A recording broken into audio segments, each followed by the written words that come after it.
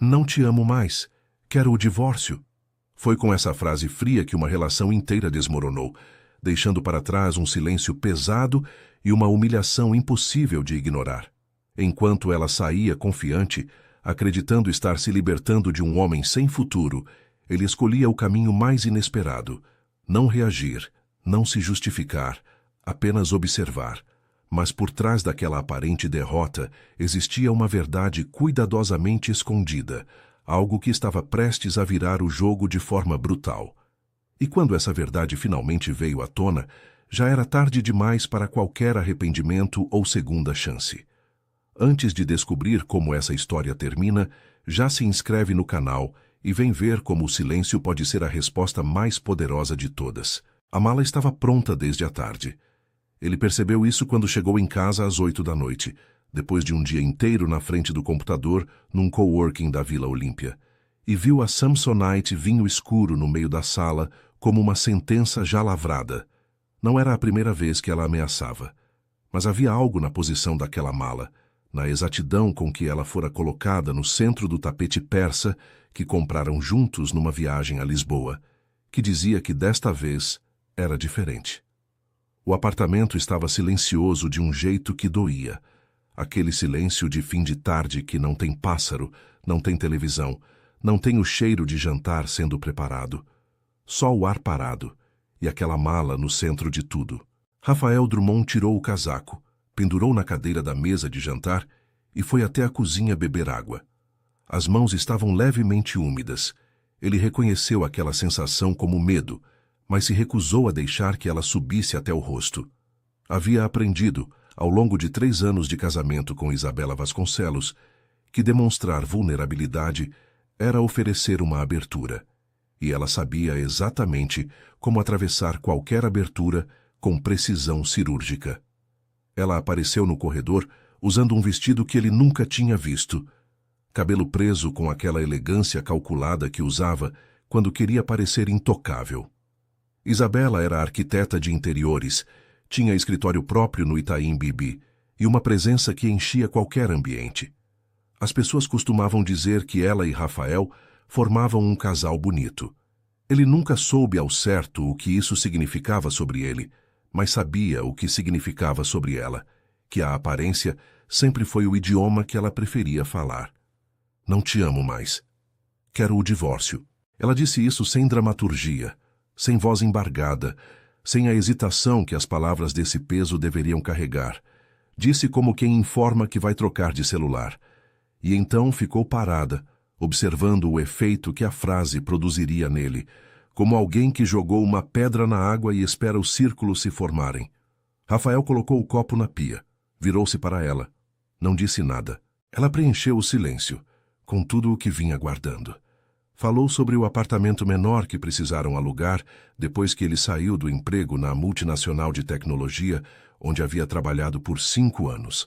Falou sobre os planos que foram adiados, as viagens que não aconteceram, os jantares no spot que deixaram de fazer parte da rotina deles.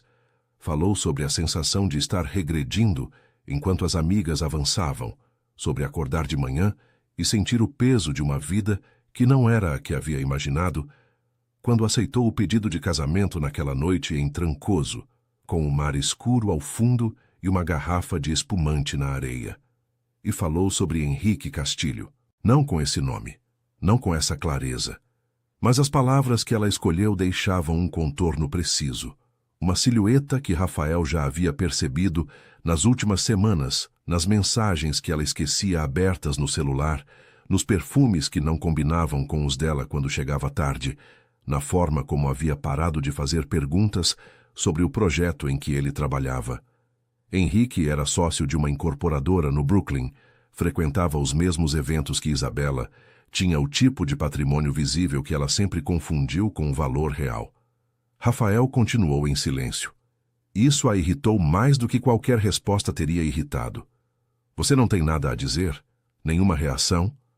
É exatamente por isso, Rafael. Você é assim com tudo.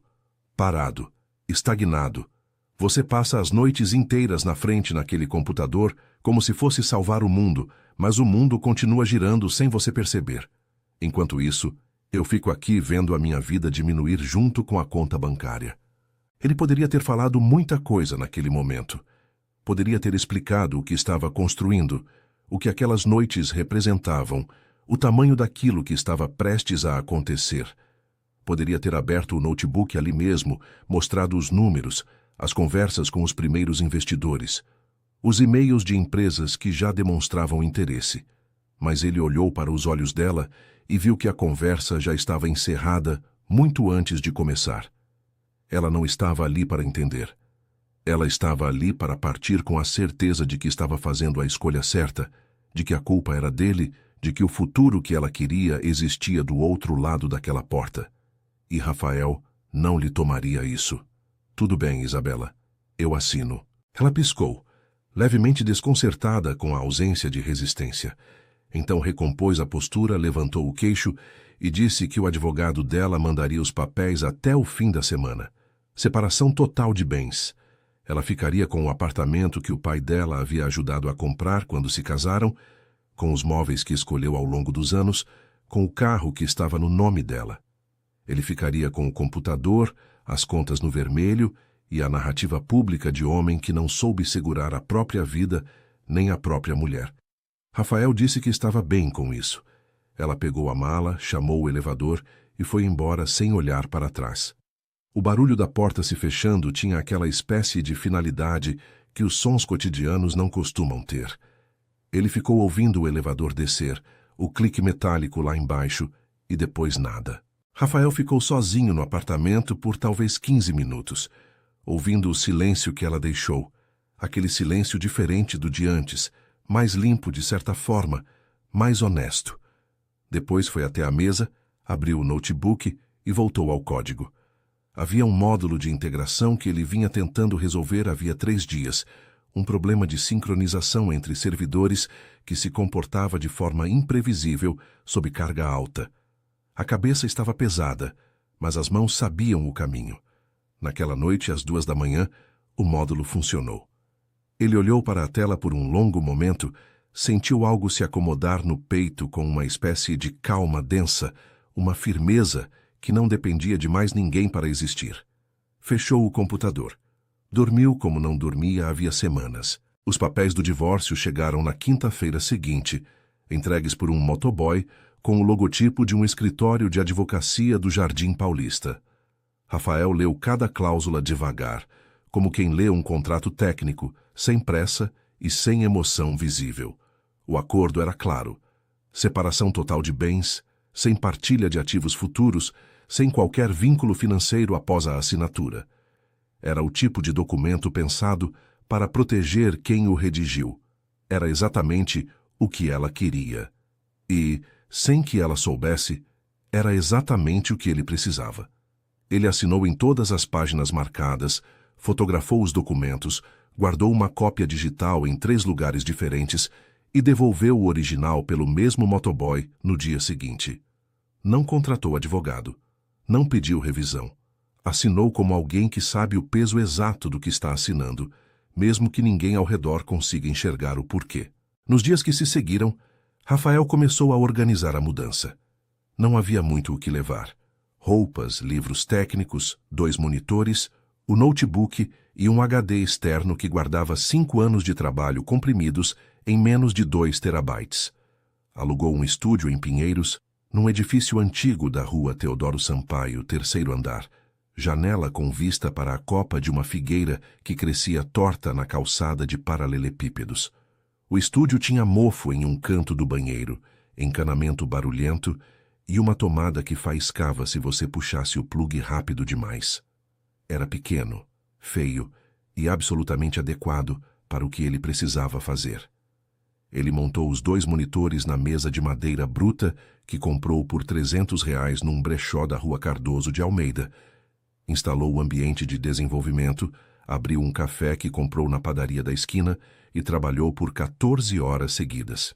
Lá fora, São Paulo funcionava como sempre, ruidosa, indiferente, em movimento constante. Aqui dentro, um homem que o mundo achava derrotado construía, linha por linha, algo que o mundo ainda não sabia que precisava. E aquela figueira torta lá embaixo, que insistia em crescer num lugar que ninguém havia planejado para ela, parecia a única testemunha capaz de entender o que estava acontecendo naquele terceiro andar. Pinheiros tinha um ritmo próprio que Rafael foi aprendendo nas primeiras semanas.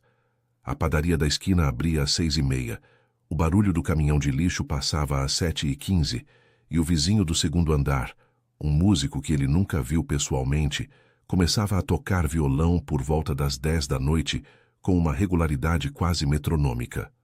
Era um mundo pequeno, previsível e completamente diferente do apartamento em Moema, onde havia vivido com Isabela, com seu porteiro fardado e seu salão de festas que eles nunca usaram. Ele não sentia falta daquilo.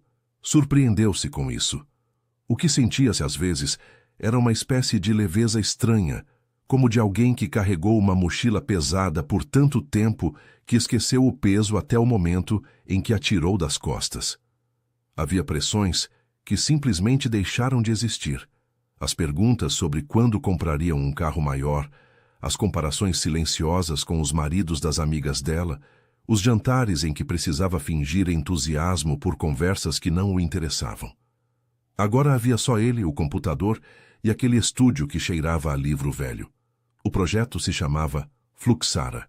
Não era um nome que ele havia escolhido com cuidado de marketing. Surgiu numa madrugada do segundo ano de desenvolvimento, quando ele estava a depurar um erro de fluxo de dados, e a palavra apareceu na cabeça como a descrição mais honesta do que ele estava tentando construir. Um sistema que fazia fluir, que tirava atrito, que eliminava o congestionamento invisível que custava fortunas às empresas sem que elas soubessem nomear exatamente de onde o prejuízo vinha. O Fluxara era um software de gestão logística inteligente, não o tipo de ferramenta genérica que qualquer consultoria vendia como solução para tudo. Era específico, cirúrgico, desenvolvido a partir de 5 anos, observando de dentro como as grandes operações de varejo e distribuição falhavam nos pontos que ninguém monitorava com atenção suficiente. As interfaces entre sistemas, os gargalos nos turnos de troca, as micro-ineficiências que individualmente pareciam insignificantes e, em conjunto, consumiam entre 8% e 15% da margem operacional. Rafael havia identificado esse problema enquanto ainda trabalhava na multinacional. Passou 2 anos coletando dados internamente, mapeando padrões, construindo os primeiros protótipos nas horas livres. Quando saiu, levou o conhecimento e deixou o emprego. O que ficou para trás foi o salário, a estabilidade e, ao que parecia, o casamento. Isabela nunca entendeu o que ele estava fazendo. Ela via um homem que havia abandonado uma carreira segura para passar noites olhando para uma tela, sem receita, sem agenda visível de sucesso, sem o tipo de progresso que ela conseguia enxergar. E Rafael, que sabia que explicar seria inútil sem ter algo concreto para mostrar, escolheu o silêncio. Foi um erro de comunicação que custou o casamento, mas seria um erro que só a história poderia avaliar. No estúdio de Pinheiros, sem a pressão das expectativas dela, o trabalho acelerou. Havia uma concentração diferente agora, mais limpa. Ele acordava cedo, tomava café enquanto revisava o que havia escrito na véspera, passava as manhãs no desenvolvimento central e as tardes testando em ambientes simulados. Às vezes, saía para caminhar no Parque Augusta, onde as pessoas sentadas nos bancos tinham aquele ar de quem escolheu deliberadamente ficar fora da corrida. Ele gostava de observar isso, não por identificação, mas por contraste. Ele não estava fora da corrida. Estava numa corrida diferente, num percurso que a maioria das pessoas não conseguia ver. Foi numa dessas tardes que Cláudio Menezes apareceu na sua vida. Tinham se conhecido anos antes, num evento de tecnologia no WTC, e mantinham contato esporádico pelo LinkedIn. Cláudio era um dos sócios de uma gestora de venture capital com sede na Faria Lima, pequena mas respeitada, conhecida por apostar em software B2B quando ainda não era a moda que se tornou depois. Ele havia pedido para tomar um café depois de ver uma publicação técnica que Rafael fizera num fórum especializado, uma análise sobre ineficiência logística que havia circulado mais do que Rafael esperava. Eles se encontraram numa cafeteria da rua Leopoldo Couto de Magalhães, no Itaim. Cláudio chegou pontual, pediu um expresso duplo e passou os primeiros 10 minutos fazendo perguntas objetivas. Não era o tipo que enrolava. Me fala do produto, não o pitch, o produto de verdade. Rafael gostou da pergunta. Abriu o notebook, mostrou a arquitetura, explicou o problema que resolvia com a especificidade de quem passou anos vivendo dentro dele. Cláudio ouviu sem interromper, anotou algumas coisas num caderno pequeno e fez 3 perguntas no final, todas técnicas e todas precisas. Quando se despediram 1h30 depois, Cláudio disse apenas: "Vou conversar com os sócios." Rafael foi para casa sem saber o que aquilo significava, mas sentiu que havia algo se movendo.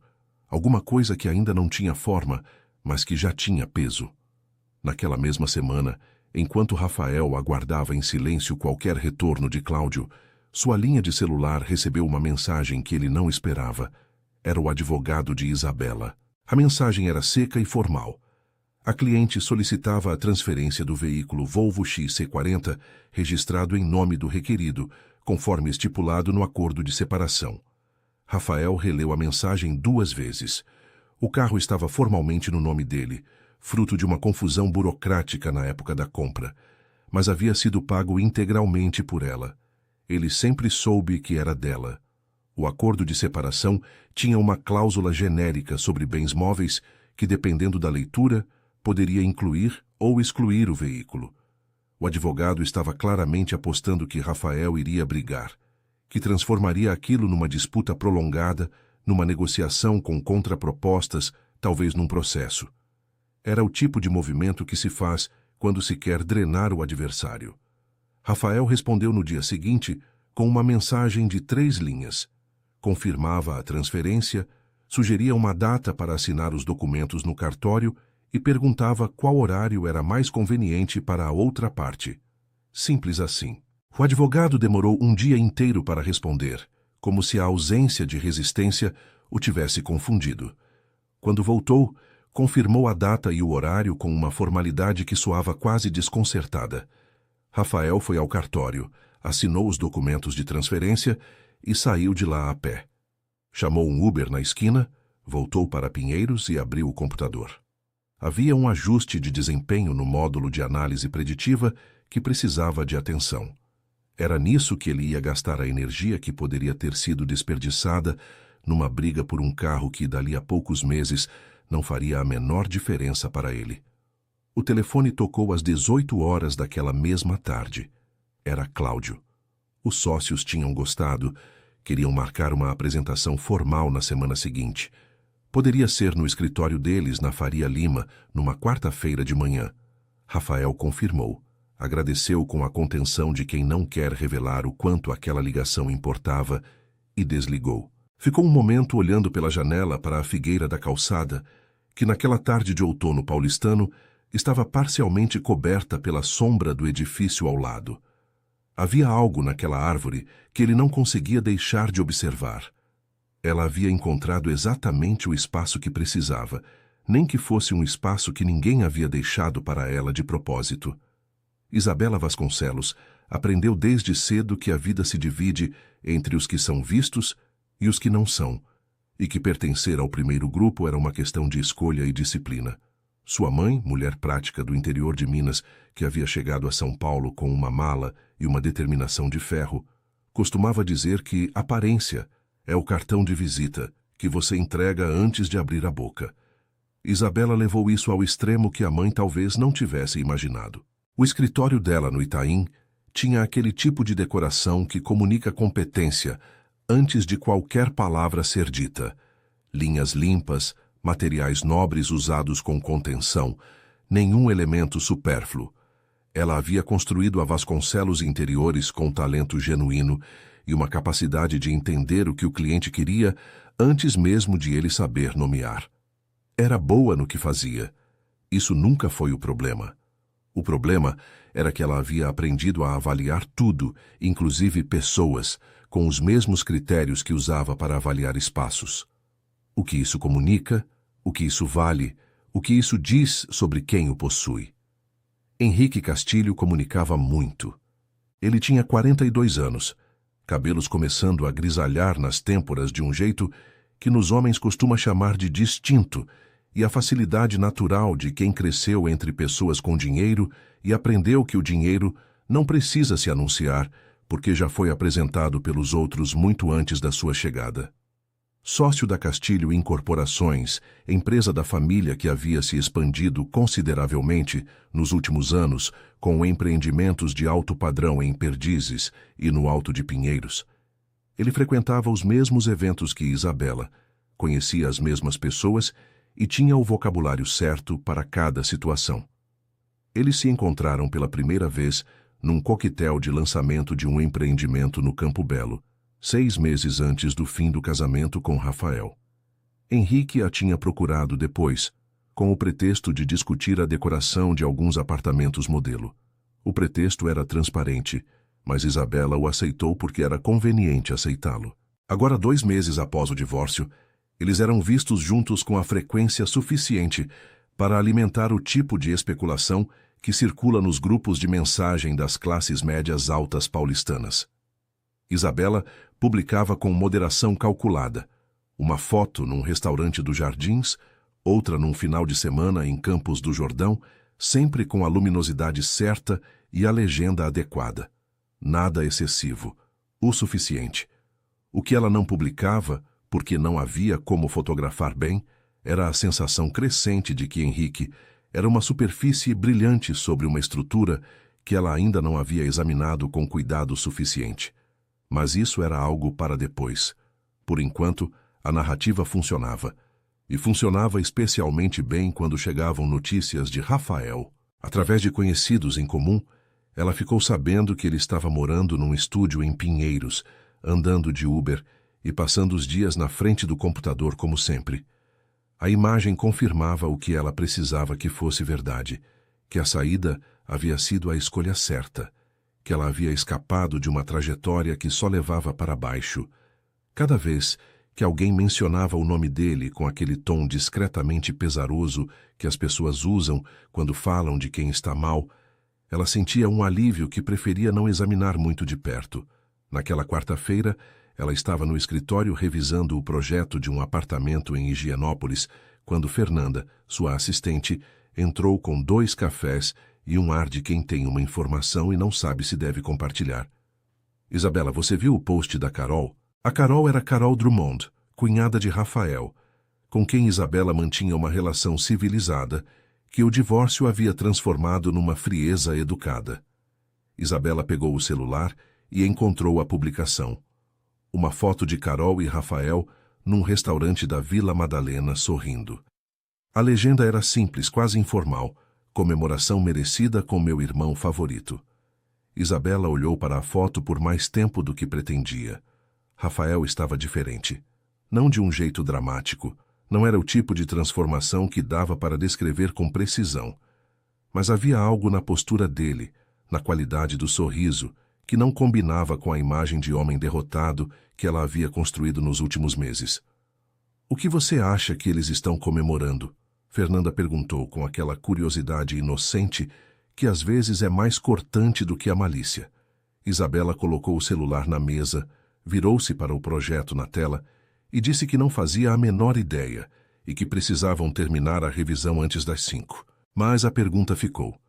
Naquela tarde, enquanto revisava referências de iluminação para o projeto de Higienópolis, ela se pegou pensando em coisas que havia muito tempo não pensava. Em como Rafael era, de fato, diferente de qualquer homem que havia conhecido antes dele. Não no sentido que ela valorizava à época, não no sentido de presença social ou de patrimônio visível, mas em algo que ela não conseguia nomear com precisão e que, por isso mesmo, havia descartado como insuficiente. Havia uma qualidade de atenção nele que era rara. Quando ele ouvia de verdade. Quando dizia que ia fazer algo, fazia.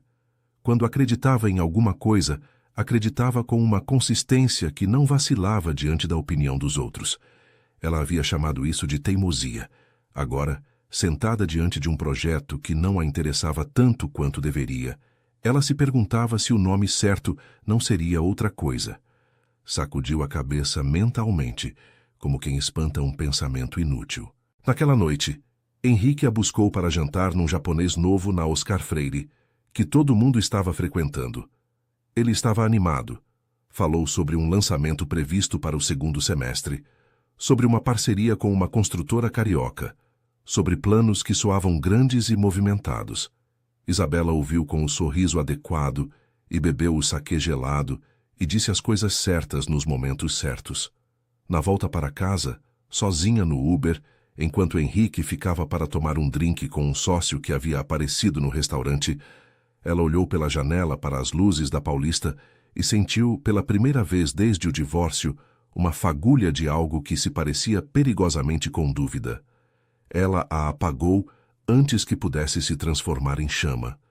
Mas as fagulhas, como ela descobriria mais tarde, não desaparecem só porque a gente finge não as ver. Na manhã seguinte, Rafael chegou ao escritório da gestora na Faria Lima com 20 minutos de antecedência.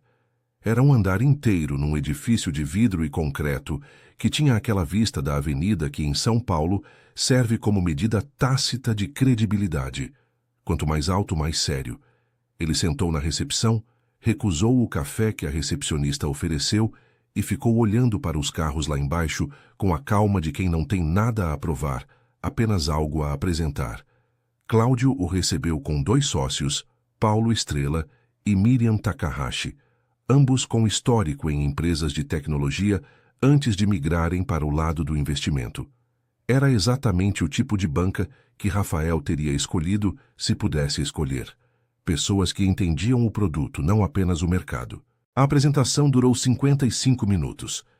Ele mostrou o problema, a solução, os dados de testes internos que havia rodado com uma empresa de distribuição de médio porte em Guarulhos que aceitara ser piloto informal, os números de eficiência que o sistema havia gerado e a projeção conservadora de adoção nos primeiros 2 anos, caso o produto fosse ao mercado com o suporte adequado.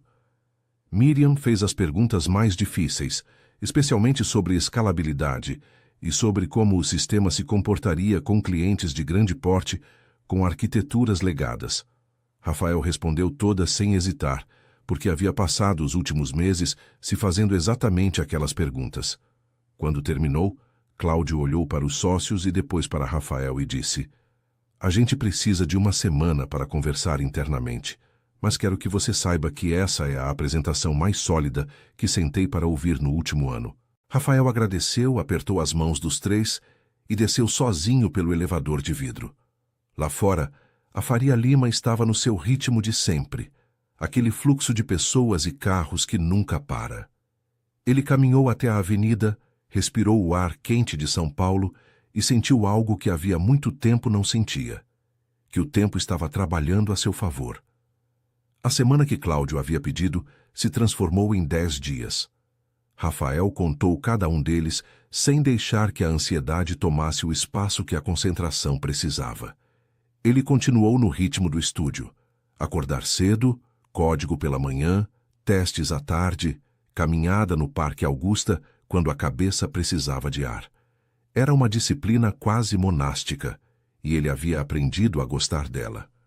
Na manhã do 11º dia, o telefone tocou às 8h40. Era Cláudio, com a voz de quem dorme bem e acorda disposto para negócio. Os sócios estavam dentro. Queriam fazer uma rodada semente que daria ao Fluxara o capital necessário para contratar os primeiros engenheiros, estruturar a área comercial e colocar o produto em fase de lançamento controlado.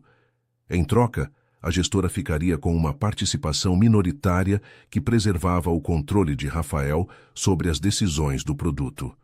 Os termos eram justos. Rafael reconheceu isso antes mesmo de consultar qualquer especialista. Combinaram de se reunir com os advogados na semana seguinte para formalizar o acordo. Quando desligou, Rafael ficou um momento sentado na cama, ainda de pijama, com o celular na mão e a tela em branco. Não havia com quem comemorar naquele instante, não havia ninguém do outro lado do apartamento esperando a notícia. E mesmo assim, ou talvez por isso, a sensação era intensa de um jeito que ele não esperava. Limpa, inteira, completamente sua. Ligou para a irmã. Carol atendeu na terceira chamada, a voz ainda grossa de sono. E quando ele contou o que havia acontecido, ficou em silêncio por um segundo que pareceu durar mais do que era, e então gritou alto o suficiente para acordar o cachorro dela. Ela quis saber tudo. Fez perguntas que não eram sobre dinheiro, mas sobre como ele estava, se estava dormindo, se estava comendo direito, se estava feliz. Aquele jeito específico de Carol de amar as pessoas sem cerimônia. Ele disse que estava bem, e era verdade. Enquanto a vida de Rafael ganhava a substância silenciosa de algo que estava dando certo, a vida de Isabela seguia a lógica diferente de uma superfície que precisa ser constantemente polida para continuar parecendo intacta. Henrique havia começado a mostrar algumas rachaduras que ela ainda não sabia como classificar. Não eram rachaduras dramáticas, não eram cenas nem confrontos. Era algo mais sutil, um pagamento que ele postergou sem explicação convincente, uma reunião de sócios que durou até a madrugada e que ele descreveu de um jeito vago demais para alguém que costumava ser preciso, uma tensão de fundo que aparecia e sumia dependendo do dia. Isabela conhecia o suficiente sobre negócios para saber que esses sinais podiam não significar nada, e conhecia o suficiente sobre pessoas para saber que podiam significar tudo. Por enquanto, ela escolhia acreditar no nada. Numa quinta-feira daquele mês, ela foi almoçar com Patrícia Fontes, amiga de longa data que trabalhava num fundo de investimentos e que tinha o dom de saber de tudo antes de todo mundo, sem que ficasse claro como conseguia essa informação. Almoçaram no IC Bistrô, nos Jardins, e conversaram sobre trabalho, sobre um apartamento que Patrícia estava pensando em comprar no Pacaembu, sobre a reforma que uma conhecida estava fazendo num sobrado em Perdizes. E então Patrícia, com a naturalidade calculada de quem guardou o assunto para o momento certo, mencionou o nome de Rafael. Ouvi uma coisa interessante sobre seu ex essa semana. Isabela bebeu um gole de água antes de responder. O que foi? Parece que ele está negociando um aporte com a Menezes Ventures. Sabe quem são eles? Isabela sabia. Todo mundo do meio corporativo paulistano sabia. A Menezes Ventures tinha um histórico de apostar cedo e acertar com uma consistência que o mercado respeitava. É um software de logística, continuou Patrícia, com aquele tom de quem está descrevendo algo maior do que parece. Parece que tem muita gente interessada. Ouvi o nome de pelo menos 2 fundos maiores que estão de olho para uma rodada subsequente. Isabela colocou o copo na mesa com mais cuidado do que o necessário. Quem te contou isso? Patrícia deu um sorriso de lado que dizia tudo sobre como ela funcionava. Você sabe como é. São Paulo é grande, mas o mercado é pequeno. O almoço continuou. As conversas seguiram outros caminhos e Isabela se comportou com a precisão de sempre. As perguntas certas, os comentários adequados, o sorriso no lugar certo. Mas alguma coisa havia mudado no interior daquele almoço, como quando você move um objeto pesado e ele deixa uma marca no piso que não some com facilidade. Na volta ao escritório, ela ficou 40 minutos sentada diante do projeto de Higienópolis, sem ver realmente o que estava na tela. Pensou no acordo de separação que havia exigido com tanto cuidado, na separação total de bens que o advogado dela havia redigido como uma fortaleza. Na época, aquilo era uma proteção contra o risco de ter que dividir suas próprias economias com alguém que ela julgava estar afundando. Agora, aquele mesmo documento que ela havia celebrado como uma vitória assumia uma forma diferente, quando iluminado pela notícia que Patrícia havia plantado naquele almoço com a precisão de uma jardineira experiente. Ela abriu o celular, foi até o perfil profissional de Rafael no LinkedIn, que estava atualizado com apenas um cargo, fundador e CEO Fluxara. Nenhum detalhe, nenhuma descrição elaborada, apenas o nome da empresa e a data de início, que ela calculou rapidamente. Ele havia criado a empresa formalmente poucos meses antes do divórcio. Poucos meses antes. Ela colocou o celular na gaveta, fechou a gaveta e voltou para o projeto na tela. As mãos estavam levemente frias, como costumavam ficar quando ela estava processando algo que preferia não processar. Ela reconheceu a sensação e a nomeou internamente com a honestidade que se permite quando ninguém está olhando. Era o começo do arrependimento, ainda pequeno, ainda controlável. Mas estava lá. Naquela mesma semana, Rafael assinou o contrato com a Menezes Ventures numa sala de reuniões no 22º andar de um edifício da Faria Lima, com vista para a avenida que abaixo seguia seu ritmo eterno de carros e urgências. Cláudio estava de um lado da mesa, os advogados do outro, e Rafael no centro com a caneta na mão, e a consciência clara de que aquele momento era o resultado de cada noite que alguém havia chamado de desperdício. Ele assinou sem cerimônia, com a mesma calma com que havia assinado os papéis do divórcio. Mas o peso era diferente, completamente diferente. Cláudio quis jantar para comemorar. Rafael aceitou desta vez. Foram a um restaurante simples na Vila Madalena, sem o tipo de ostentação que o momento poderia ter justificado, e conversaram sobre o produto, sobre os próximos passos, sobre os primeiros clientes que já estavam na lista de espera para o piloto oficial. Era uma conversa de pessoas que tinham trabalho a fazer e que estavam felizes exatamente por isso. Na saída, enquanto esperavam o Uber na calçada, Cláudio disse algo que Rafael não esperava. Sabe o que me convenceu de verdade? Não foram os números, que eram ótimos.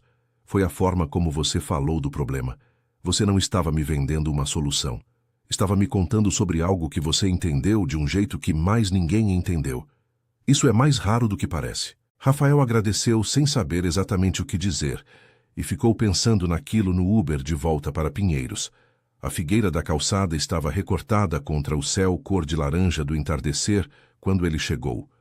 Ele subiu as escadas, abriu o estúdio, colocou a chave na mesinha de entrada e olhou para os 2 monitores que esperavam como sempre. Havia muito trabalho pela frente, e pela primeira vez em muito tempo, isso soava exatamente como devia soar. Como uma promessa, não como um peso. Os meses que se seguiram foram os mais intensos da vida de Rafael e também os mais silenciosos no sentido que importava. Nenhuma pressão externa, nenhuma expectativa alheia para administrar, apenas o trabalho e o que o trabalho ia revelando. Com o capital da rodada semente, ele alugou uma sala pequena num coworking privativo em Pinheiros, a 3 quarteirões do estúdio onde dormia, e contratou os 2 primeiros engenheiros. Tiago, 26 anos, especialista em sistemas distribuídos que havia saído de uma startup de logística falida e estava com fome do tipo certo. Aquela fome técnica que não se satisfaz com salário, mas com problema interessante. E Priya, 31 anos, engenheira de dados que havia trabalhado em São Paulo e em Berlim, e tinha a capacidade rara de ver padrões em volumes de informação que a maioria das pessoas via como ruído. A equipe era pequena e funcionava como um único organismo. Eles chegavam cedo, trabalhavam com a intensidade silenciosa dos que sabem que estão fazendo algo que vale o esforço. E Rafael liderava pelo exemplo mais do que por instrução. Era sempre o primeiro a chegar e, raramente, o primeiro a sair. Em paralelo, os primeiros clientes piloto estavam sendo ativados. Uma rede de farmácias com distribuição própria em 6 estados havia topado testar o Fluxara por 90 dias, com métricas acordadas previamente e uma cláusula de saída sem ônus caso os resultados ficassem abaixo do esperado. Era o tipo de acordo que Rafael havia proposto deliberadamente, sem garantias falsas, sem overpromise, apenas o produto sendo o que era e os números falando por si mesmos. No 28º dia do piloto, o diretor de operações da rede ligou pessoalmente para Rafael. Não sei o que vocês fizeram, mas o custo por entrega caiu 11,3%. Eu preciso entender isso melhor. Rafael marcou uma reunião para a semana seguinte, preparou uma apresentação técnica detalhada e foi ao escritório deles no Tatuapé com Tiago. A reunião durou 3 horas. Na saída, o diretor disse que queria converter o piloto em contrato anual e indicar o produto para outras 2 empresas do grupo. Era a primeira confirmação externa do que Rafael havia acreditado durante anos, numa sala pequena em Pinheiros, com vista para uma figueira torta. A notícia do contrato chegou a Cláudio antes do fim do dia. Ele enviou uma mensagem simples, primeiro de muitos. Rafael concordou. Enquanto o Fluxara dava seus primeiros passos concretos no mercado, A vida de Isabela começava a mostrar aquelas rachaduras que ela vinha ignorando com determinação crescente. Henrique havia cancelado 2 jantares seguidos com justificativas que soavam ensaiadas demais para serem espontâneas. Nas redes sociais, alguém havia marcado ele numa foto num evento em que ele supostamente estava em reunião fora de São Paulo. Isabela viu a foto, ficou em silêncio diante da tela e depois fechou o aplicativo sem fazer nada, o que em si já era uma resposta sobre onde as coisas estavam. Mas havia algo mais concreto do que o comportamento de Henrique que começou a aparecer naquelas semanas. Marina, uma colega do setor de arquitetura que conhecia por eventos, a encontrou numa tarde na galeria do Iguatemi e disse, com aquela delicadeza que às vezes antecede uma informação difícil, que havia ouvido comentários sobre dívidas na incorporadora Castilho. Obras atrasadas em perdizes, fornecedores com pagamentos represados, uma história sobre um apartamento vendido que não tinha toda a documentação em ordem. Isabela ouviu aquilo com a mesma compostura que exibia em reuniões difíceis com clientes, mas por dentro sentiu o chão se mover 1 centímetro, daquele jeito que só você percebe. Naquela noite, ela fez o que nunca havia feito antes. Contratou informalmente um consultor de due diligence que fazia investigações patrimoniais discretas para clientes de família em situações delicadas. Era um recurso que ela conhecia, porque uma amiga havia usado durante um processo de herança complicado.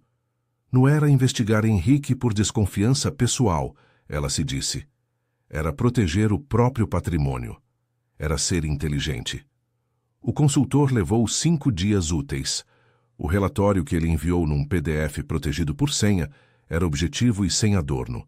A Castilho Incorporações tinha 3 processos trabalhistas em curso, 2 ações de fornecedores por inadimplência e um passivo fiscal que havia sido reestruturado o ano anterior, mas que continuava pesando no balanço de um jeito que o fluxo de caixa atual não sustentava confortavelmente. O patrimônio pessoal de Henrique estava parcialmente comprometido como garantia de dívidas corporativas. O castelo, lido friamente naquele PDF, era de papel. Isabela fechou o documento, colocou o notebook na mesa com aquela calma que aparece quando o choque é grande demais para produzir reação imediata, e ficou sentada no escuro do escritório por alguns minutos. Então, foi até a janela e olhou para a rua lá embaixo, para os carros que passavam, para as luzes do Itaim que naquela noite tinham aquele brilho específico das coisas que continuam acontecendo, independentemente do que você está sentindo. Ela havia deixado um homem que construía algo real para se aproximar de um que exibia algo falso.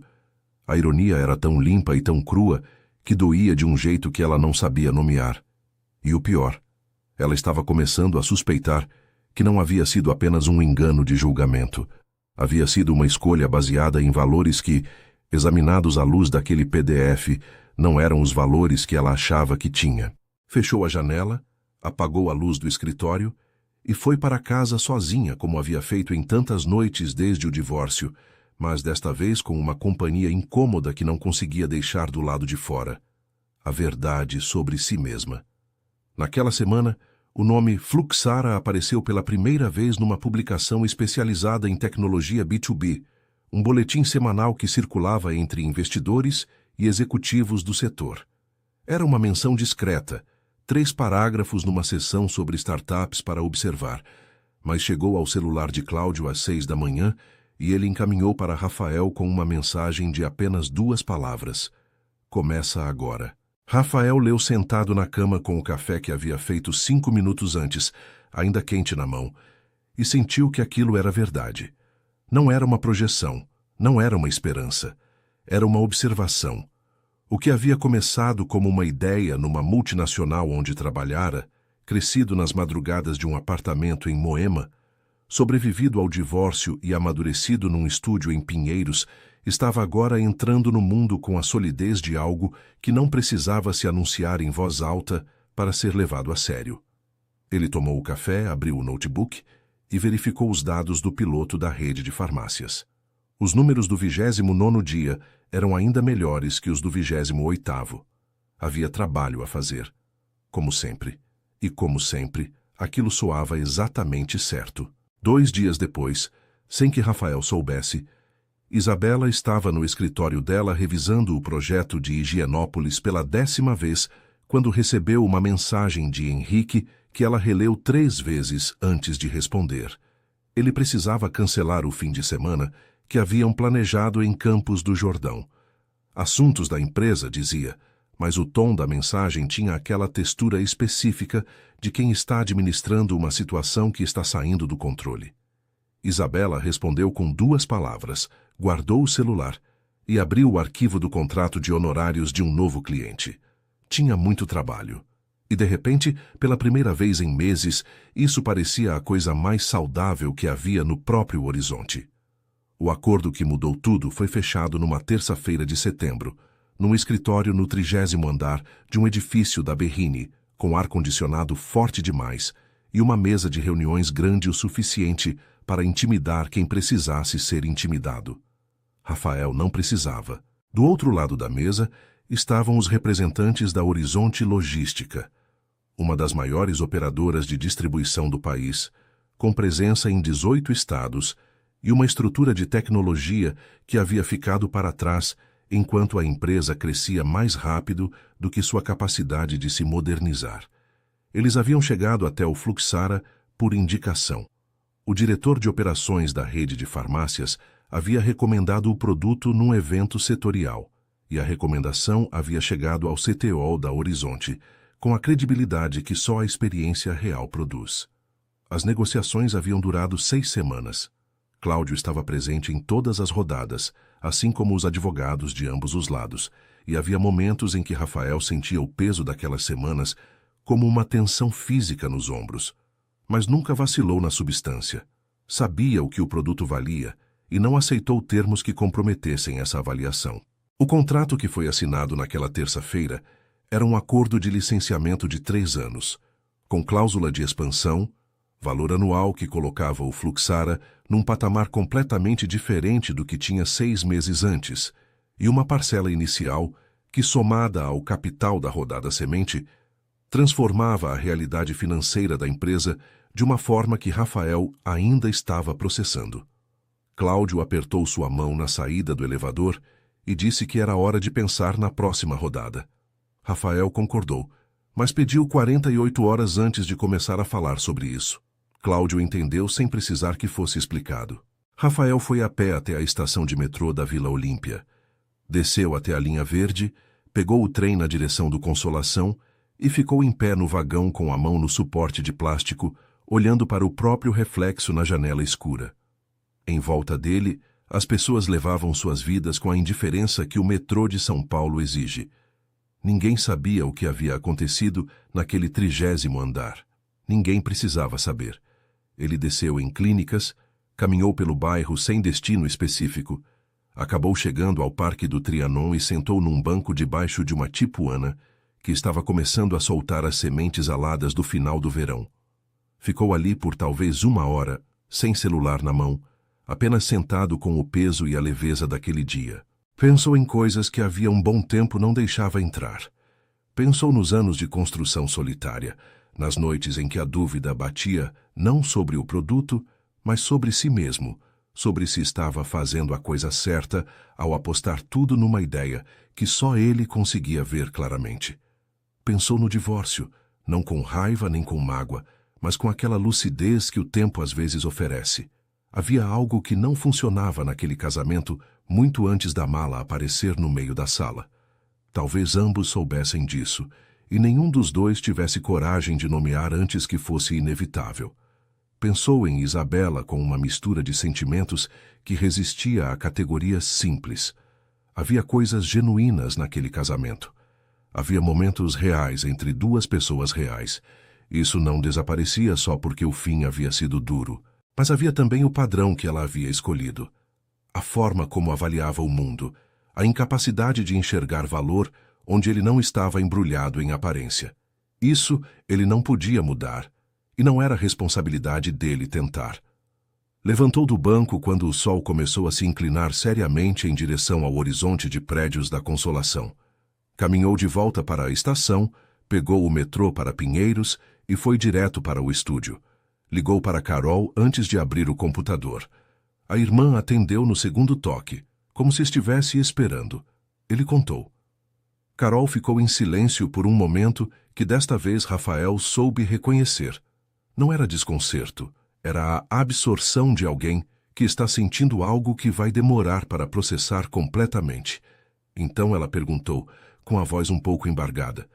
Você está feliz, Rafa? Ele pensou na pergunta com seriedade, porque ela merecia isso. Estou, Carol. Tô de verdade. Ela disse que ia aparar o cabelo no sábado e que ele tinha que jantar lá em casa depois, que ela ia fazer o frango com quiabo que ele gostava desde os 10 anos e que ela ia chamar a mãe também, porque aquilo era motivo de celebração de família. Ele disse que sim, que ia aparecer cedo, que ia levar o vinho. Depois desligou, abriu o computador e ficou olhando para a tela por um momento antes de começar a trabalhar. A figueira da calçada estava parada no ar parado daquela noite de setembro. Rafael abriu um arquivo novo, começou a esboçar o plano para a próxima fase do produto e sentiu, com uma clareza que dispensava palavras, que estava exatamente onde havia trabalhado para estar. O que ele não sabia naquela noite silenciosa em Pinheiros era que do outro lado da cidade, a notícia do acordo com a Horizonte já estava circulando.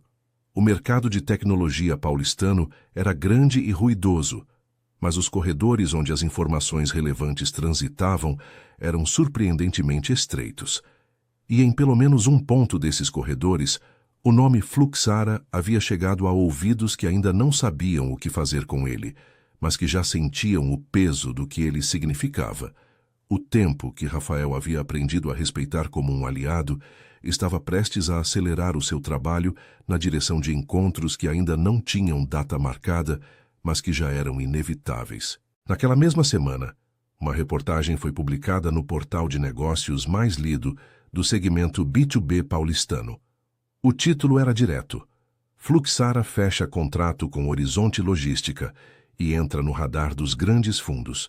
O texto era objetivo, com dados do acordo que o jornalista havia obtido parcialmente através de fontes do setor, e incluía uma citação de Cláudio Menezes sobre o potencial do produto.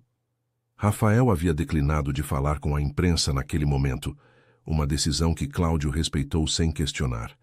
A reportagem foi compartilhada em grupos do setor, repostada no LinkedIn por executivos de logística e tecnologia, e chegou, como todas as coisas importantes chegam em São Paulo, às pessoas certas, antes mesmo que a maioria das outras soubesse que era importante.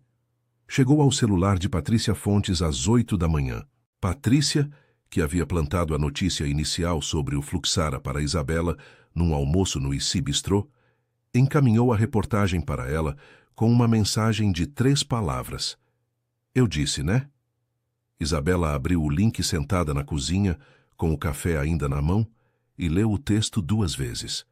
Depois ficou olhando para a xícara como se ela contivesse alguma resposta que o texto não havia dado. O nome da empresa que Rafael havia construído em silêncio, nas madrugadas que ela havia chamado de desperdício, agora estava numa reportagem que qualquer pessoa do meio corporativo paulistano podia ler. Ela colocou a xícara na pia, foi tomar banho e chegou ao escritório 40 minutos depois, com a pontualidade de sempre.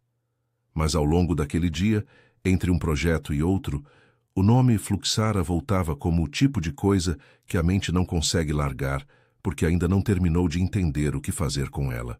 Henrique Castilho entrou na vida de Isabela como alguém que havia aprendido a parecer uma coisa e era outra, e saiu da mesma forma, sem dramaturgia, sem cenas maiores do que o necessário, com aquela espécie de evaporação que os homens que vivem de aparência dominam melhor do que qualquer outra habilidade.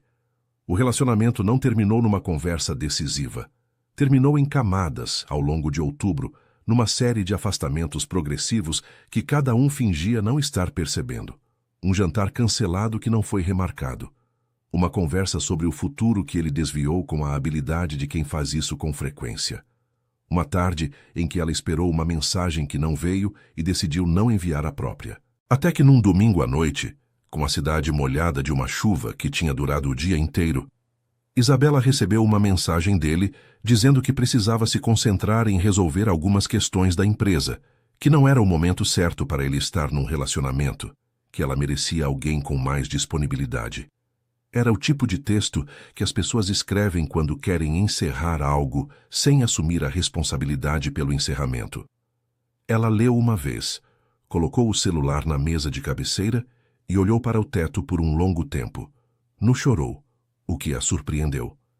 Havia uma tristeza, mas não era a tristeza aguda da perda de algo que se amava. Era a tristeza mais seca e mais profunda de quem percebe que o que perdeu não era bem o que pensava que tinha. No dia seguinte, ela soube por Marina que a Castilho Incorporações havia entrado em processo de negociação com credores. O luxo que Henrique exibia era sustentado por linhas de crédito que estavam sendo chamadas. O apartamento que ele dizia ter comprado no Jardim Europa estava na verdade financiado com uma taxa que o consultor de due diligence havia identificado como insustentável no médio prazo. O castelo havia começado a desabar. Isabela ouviu essas informações com a compostura aprendida ao longo de anos de reuniões difíceis. Agradeceu a Marina, fechou o telefone e ficou sentada no escritório por um momento com as mãos na mesa, dedos entrelaçados, olhando para o projeto na tela sem ver. Havia uma lição ali que ela não podia mais se dar ao luxo de ignorar. Ela havia avaliado Rafael pelos critérios errados. Havia confundido a ausência de exibição com a ausência de substância. Havia interpretado o silêncio como estagnação quando era, na verdade, concentração. Havia deixado um homem que construía para se aproximar de um que fingia ter construído. E o acordo de separação que ela havia exigido com tanto cuidado, pensando estar se protegendo de um futuro sem brilho, havia garantido que ela jamais tivesse qualquer direito sobre o futuro que ele estava construindo. A ironia era cirúrgica e completamente merecida. Nos dias seguintes, ela trabalhou com aquela intensidade que aparece quando a vida pessoal entra em colapso e o trabalho se torna o único chão firme. Finalizou 3 projetos que estavam atrasados, captou um cliente novo através de indicação e passou uma tarde reorganizando o escritório num impulso de ordem que sabia, racionalmente, ser uma forma de lidar com a desordem interna. E então veio o advogado, não o dela. Um colega do mercado que a conhecia de eventos e que, ao saber discretamente da situação, ligou para dizer o que sabia sobre o acordo de separação que ela havia assinado.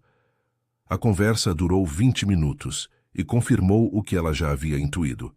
A separação total de bens, redigida com a intenção de protegê-la de Rafael, funcionava perfeitamente nos 2 sentidos. Nenhum bem adquirido após a assinatura pertencia ao outro. Nenhum ativo futuro estava sujeito a qualquer reivindicação. O Fluxara, com todos os seus contratos e todo o seu crescimento, era integralmente de Rafael. Ela havia fechado a própria porta com as próprias mãos. O advogado, prudente, disse que havia uma única possibilidade teórica de contestação. Se fosse possível demonstrar que a empresa havia sido constituída com ativos do casal durante o casamento.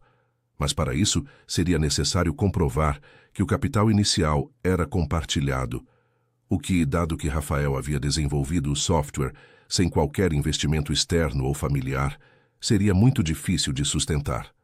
Isabela agradeceu, desligou e ficou olhando pela janela do escritório para a rua lá embaixo. A primeira mensagem que ela enviou para Rafael foi numa quinta-feira à noite. Simples, sem elaboração, quase casual. Oi, Rafael. Tava pensando em você esses dias. Espero que esteja bem. Ele não respondeu naquele dia. Respondeu 2 dias depois com a brevidade de quem está ocupado e não quer ser rude. Oi, Isabela. Tudo bem por aqui. Você? Era uma porta entreaberta. Ela empurrou. Nas semanas seguintes, as mensagens foram se tornando mais frequentes.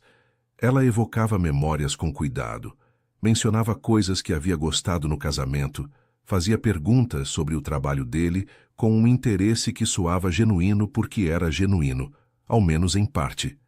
Havia nela uma mistura de sentimentos reais e de cálculo que ela não conseguia separar completamente, o que em si era um problema que ela preferia não examinar. Rafael respondeu quando respondeu. sempre com cordialidade e sempre com uma distância que não era hostil, mas era definitiva. Era como conversar com alguém que mantém a porta aberta por educação, mas não fez questão de que você entrasse. Ela não desistiu. Enviou uma mensagem mais direta numa terça-feira. Posso te ligar um dia desses? Queria conversar de verdade. Rafael demorou 2 dias para responder. Quando respondeu, disse que estava em período intenso de trabalho, mas que podia encontrá-la numa tarde da semana seguinte, se ela quisesse. Ela quis. Enquanto aguardava aquele encontro, que havia marcado para uma quarta-feira no final da tarde, Isabela passou as noites processando o que diria, como diria, o que esperava que acontecesse. Havia uma honestidade crescente nesse processo que ela precisava reconhecer. Não era apenas o Fluxara. Havia algo mais antigo e mais verdadeiro do que o arrependimento financeiro. Algo que ela vinha empurrando para debaixo de outras camadas há meses e que agora resistia a ficar escondido. Ela havia gostado de Rafael de um jeito que não havia conseguido reproduzir com mais ninguém, e havia destruído aquilo com os próprios valores que agora, examinados honestamente, envergonhavam. A quarta-feira chegou com aquela chuva fina de outubro que São Paulo às vezes faz. A que não molha, mas que colore tudo de cinza azulado. Isabela se arrumou sem exagero, foi ao encontro de ônibus e metrô porque o trânsito estava impossível e chegou ao café da Vila Madalena que ele havia sugerido exatamente na hora combinada. Rafael já estava lá. Sentado num canto com um café na frente, lendo alguma coisa no celular com aquela concentração que era especificamente dele. Levantou os olhos quando ela entrou, acenou com a cabeça e esperou que ela se sentasse. Ela sentou, pediu um chá. E então percebeu com uma clareza que doía exatamente como as verdades importantes costumam doer, que a conversa que estava prestes a ter era diferente da conversa que ela havia ensaiado, porque do outro lado da mesa não estava um homem que precisava dela, que havia esperado por ela, que estava vulnerável o suficiente para receber o que ela tinha para dizer. Do outro lado da mesa estava alguém que havia ficado bem, e que, de alguma forma, que ela ainda estava aprendendo a entender, havia ficado bem por causa de tudo que havia acontecido.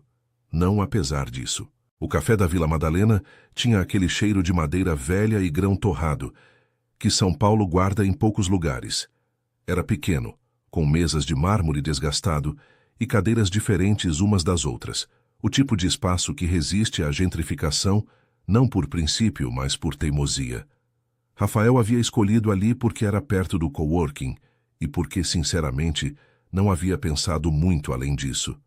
Isabela estava diferente.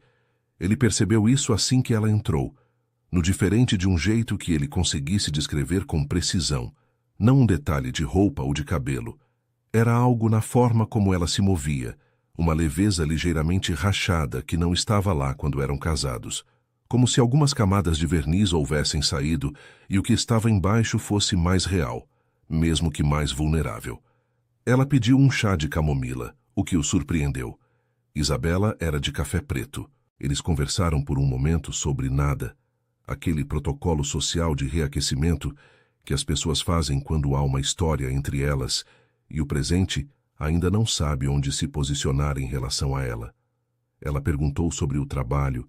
Ele respondeu com a contenção de quem não quer parecer que está se gabando, e ela ouviu com uma atenção que parecia genuína demais para ser inteiramente estratégica. Então ela disse, olhando para o chá, "Eu errei muito, Rafael."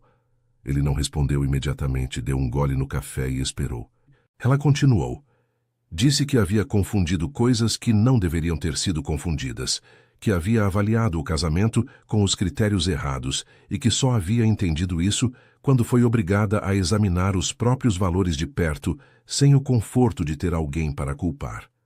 Disse que não estava ali para pedir nada em termos práticos, que sabia que o acordo era o que era e que havia ela própria exigido aqueles termos. Disse que estava ali porque havia uma honestidade que ela devia a ele, e talvez mais ainda a si mesma. Rafael ouviu tudo. Não interrompeu, não gesticulou, não deixou o rosto revelar mais do que escuta.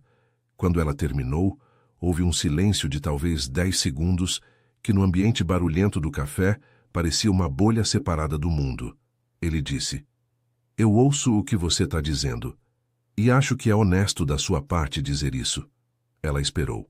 Mas ele continuou, com aquela calma que ela havia chamado de estagnação e que agora reconhecia como outra coisa inteiramente. Eu preciso ser honesto também. O que você chamou de erro eu chamei de quem você era. E talvez ainda seja, em partes, não sei. Mas eu não posso fingir que o problema era só de avaliação. Havia uma forma de me ver, de ver o casamento, de ver o que tinha valor, que era fundamental em você. E eu não mudei isso. E você também não mudou por conta própria. Ela olhou para o chá, não disse nada. Eu não guardo raiva, ele disse. Não é isso. Mas você não está aqui por mim, Isabela. Você está aqui porque as coisas que você apostava deram errado, e agora o que estava aqui parece diferente. E essa diferença não é sobre mim ter mudado. É sobre a perspectiva ter mudado. E essas duas coisas não são iguais. Ela levantou os olhos. Havia algo neles que ele não havia visto nos 3 anos de casamento.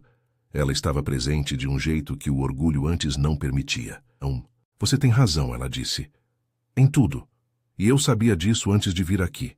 Mas precisava ouvir de você. Ele acenou levemente com a cabeça, como quem reconhece que isso faz sentido sem necessariamente saber o que fazer com isso. Eles ficaram mais um pouco, tomaram o que restava nas xícaras e trocaram mais algumas palavras sobre coisas neutras, sobre um restaurante que havia aberto perto do escritório dela, sobre o inverno que não havia vindo com a força esperada. Era a conversa de 2 pessoas que estão se despedindo de algo sem querer nomear o que é, porque nomear torna real de um jeito que ainda dói mais do que o necessário. Quando se levantaram para ir embora, ela o abraçou rapidamente. Aquele abraço de quem não tem certeza se tem direito, mas arrisca. Ele correspondeu sem rigidez e sem calor excessivo, com a exatidão das coisas que acabaram, mas que não precisam fingir que não existiram. Ela saiu primeiro. Rafael ficou pagando no balcão. Ouviu a porta se fechar e então ficou um momento parado, olhando para o mármore da bancada. O barista, um rapaz de 20 e poucos anos com um coque descuidado, perguntou se estava tudo bem. Rafael disse que estava, deixou uma gorjeta generosa e foi embora. Do lado de fora, a chuva fina de outubro havia parado. A rua estava molhada e brilhante sob as luzes dos comércios, com aquele cheiro específico de São Paulo depois da chuva, que não é de terra molhada como no interior, mas de asfalto e história e movimento. Ele caminhou em direção ao coworking, com as mãos nos bolsos, sem pressa. Havia uma apresentação para preparar para a semana seguinte. Cláudio havia confirmado o interesse de 2 fundos maiores para uma série A, que poderia levar o Fluxara a um patamar completamente diferente. Tiago e Priya estavam trabalhando num módulo novo que Rafael havia esboçado numa tarde de agosto e que estava tomando forma de um jeito que o empolgava genuinamente. Havia muito a fazer. E havia aquela sensação que vinha crescendo discretamente havia meses e que naquela tarde havia se solidificado de vez, a de que estava no lugar certo, fazendo a coisa certa, do jeito certo, no para provar nada para ninguém, no para contradizer uma narrativa que alguém havia construído sobre ele, mas porque era verdade, porque era seu, porque havia sido construído com as próprias mãos numa sala pequena, com vista para uma figueira torta que estava ali e insistia em crescer onde não havia sido planejada. Rafael dobrou a esquina, entrou no coworking, acenou para a recepcionista e subiu para a sala onde Tiago e Priya ainda trabalhavam naquela tarde de outubro. Puxou a cadeira, abriu o computador e perguntou como estava o módulo. Tiago disse que havia encontrado um problema de sincronização, mas que já sabia como resolver. Rafael disse, então vai lá, e voltou ao trabalho. Naquela noite, de volta ao estúdio de Pinheiros, Rafael ficou por um tempo à janela antes de dormir. A figueira da calçada estava quieta no ar parado. Ele havia pensado várias vezes em se mudar para um lugar maior agora que tinha condições para isso, mas havia algo naquele estúdio que ele não estava pronto para deixar. Não era apego ao desconforto. Era respeito pela história do lugar, pelo que havia acontecido ali, pelo homem que havia se tornado naquele 3º andar, com vista para uma árvore que cresceu errada e ficou bonita por isso. Talvez num dia desses ele se mudasse. Mas ainda não. Fechou a janela, apagou a luz e dormiu sem sonhos, que é a forma mais honesta de dormir. Do outro lado da cidade, Isabela chegou ao apartamento, preparou um chá quente, sentou na poltrona da sala e ficou olhando para a estante que havia decorado com tanto cuidado, para os objetos escolhidos um a um, com a precisão de quem sabe o que quer comunicar. Era um belo apartamento. Era, de muitas formas, exatamente o que ela havia trabalhado para ter. E ela estava sentada nele sozinha, com um chá que esfriava, processando uma conversa que havia durado menos de 1 hora, mas que provavelmente duraria dentro dela por muito mais tempo do que isso. Não havia catástrofe, não havia drama. Havia apenas o peso quieto de uma verdade que ela havia evitado por tempo demais, e que agora estava sentada com ela na poltrona, bebendo chá e esperando que ela decidisse o que ia fazer com essa companhia. Ela ficou acordada até tarde naquela noite, não pensando em Rafael, não pensando em Henrique, não pensando em acordos ou em advogados ou em rodadas de investimento, pensando em si mesma, na pessoa que havia se tornado e na pessoa que queria ser, que talvez fosse a mesma conversa que ela havia estado evitando a vida toda. Era um começo tardio, mas era um começo. 6 meses depois, o Fluxara fechou a Série A. O aporte veio de um fundo de São Paulo em parceria com um fundo de Lisboa, numa estrutura que Cláudio havia costurado ao longo de 3 meses de negociações que exigiram viagens, videoconferências em fusos horários inconvenientes e uma paciência que Rafael havia aprendido a cultivar como uma habilidade prática. O valor não foi divulgado publicamente, mas foi suficiente para que o Fluxara saísse de uma equipe de 3 para uma equipe de 16, mudasse para um escritório próprio na Vila Olímpia e começasse o processo de expansão para outros 2 países da América Latina. A reportagem que saiu no maior portal de negócios do Brasil tinha uma foto de Rafael na frente do escritório novo, calçada ensolarada da Vila Olímpia ao fundo, com aquele sorriso que as pessoas fazem quando estão genuinamente contentes e não estão tentando parecer nada. O título dizia: De um estúdio em Pinheiros para o mercado latino-americano, a história do software que ninguém apostava. Carol compartilhou a reportagem com a legenda: Meu irmão favorito. A mãe ligou e chorou um pouco, o que era o jeito dela de dizer que estava orgulhosa.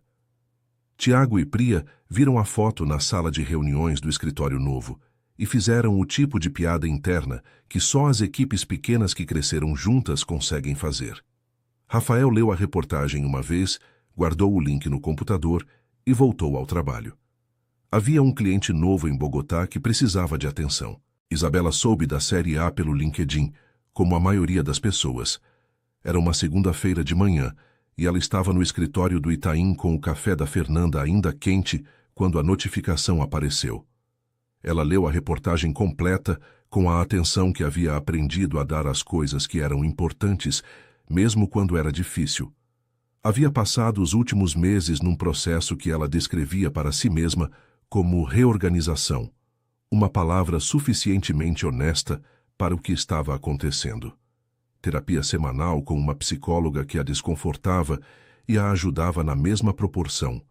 Uma pausa nas redes sociais que havia durado mais do que planejava e que havia revelado quanto de sua vida era construído para a audiência.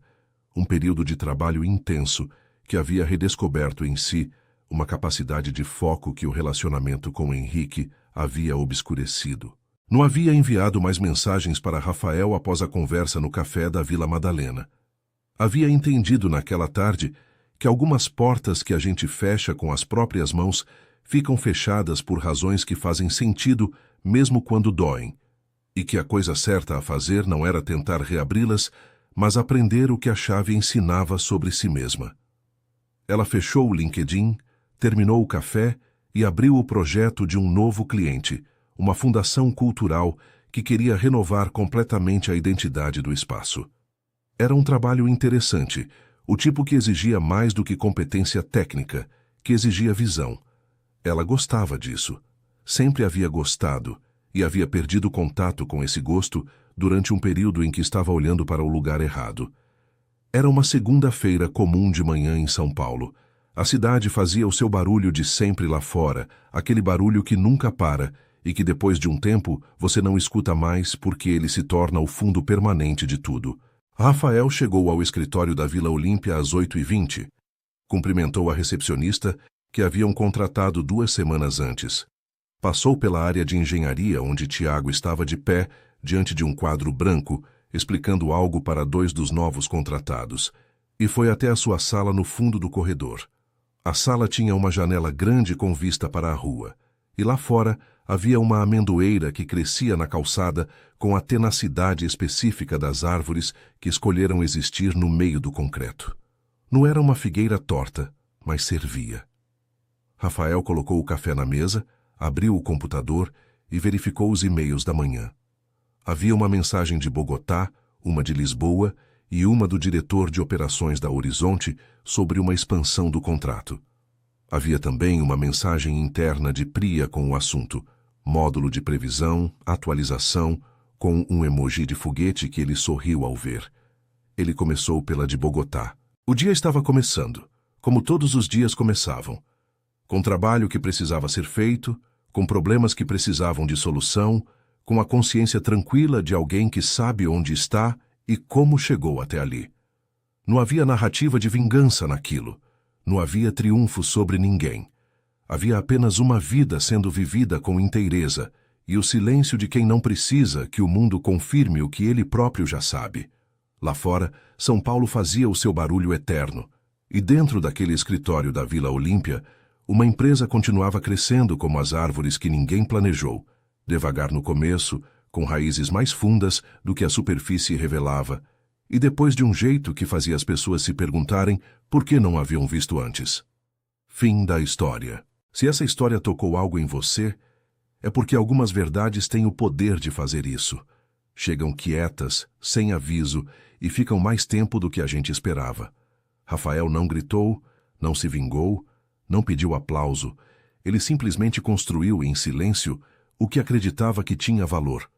E às vezes é exatamente isso que precisamos lembrar quando o mundo insiste que estamos no caminho errado. Se você chegou até aqui, você é o tipo de pessoa que fica até o fim das histórias que importam. Então fica aqui com a gente também. Se inscreva no canal, ative o sininho e deixa nos comentários o que você levou dessa história. Cada comentário conta, cada like ajuda a gente a continuar trazendo narrativas que fazem pensar, que fazem sentir, que ficam. Tem muito mais vindo por aí, e a gente quer te encontrar na próxima história. Aquela amendoeira da Vila Olímpia crescia sem que ninguém tivesse planejado para ela, sem que ninguém tivesse chegado cedo na manhã com uma pá e um projeto paisagístico e uma visão de longo prazo. Ela estava simplesmente lá, com raízes que iam mais fundo do que qualquer calçada parecia comportar, e ramos que a cada estação mostravam que o tempo estava do lado dela. Rafael a observava às vezes pela janela da sala, naqueles momentos entre uma tarefa e outra em que a mente precisa de um segundo de ausência antes de voltar com mais clareza. E pensava, sem precisar transformar isso em filosofia, que as coisas que crescem onde não foram planejadas, às vezes são as mais resistentes de todas. No porquê resistência seja virtude em si mesma, mas porque quando algo encontra o próprio caminho sem mapa, ele aprende o terreno de um jeito que nenhum mapa poderia ter ensinado.